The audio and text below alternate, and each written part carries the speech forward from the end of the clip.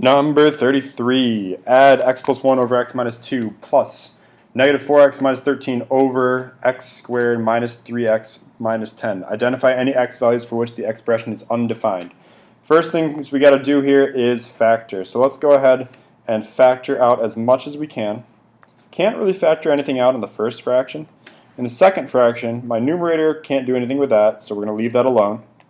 My denominator, though, we can factor out into our two separate groups, x plus blank and x plus blank. Two numbers that multiply to negative 10 and add to positive 3. That's positive 5 and negative 2. Now the reason we do this is in order to add fractions you need to have a common denominator. You'll notice both of these already have an x minus 2, but they don't have, but what the one on the left doesn't have is that x plus 5. So in order to get that in there, we need to multiply that denominator by x plus 5. But before we do that, we need to make sure we do that to both the numerator and the denominator, because that's really just multiplying by 1. This whole group right here is just multiplying it by 1. So it's not changing any values. So let's go through and FOIL that out. So we got x times x giving us x squared. Make sure you're multiplying it by the whole group. X times 1 is 1x. 5 times x gives us 5x. So 1x plus 5x giving us 6x total. And then 5 times 1 giving us 5. I'm going to leave my denominator factored for now. So I've got x plus 5 times x minus 2. The other group has not changed at all. So it's still plus negative 4x, minus 13, all still over x plus 5 times x minus 2. Now that we have common denominators, we can start combining the numerators. So we're going to add the like terms.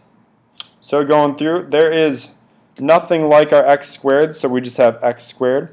We've got 6x plus negative 4x giving us 2x. And then I have 5 plus negative 13, which gives us negative 8. Again, still all over x plus 5 times x minus 2. Keep going. We can factor out that numerator a little bit. So two numbers that multiply to negative 8 and add to positive 2, that's plus 4 and negative 2, all still over x plus 5 times x minus 2. Hey look, now we have an x minus 2 on top and on bottom. So those can get canceled off, leaving us now with just x plus 4 over x plus 5. Now again, just like the last one says, identify x values where it's undefined. It's undefined where our denominator equals 0 before we canceled anything off.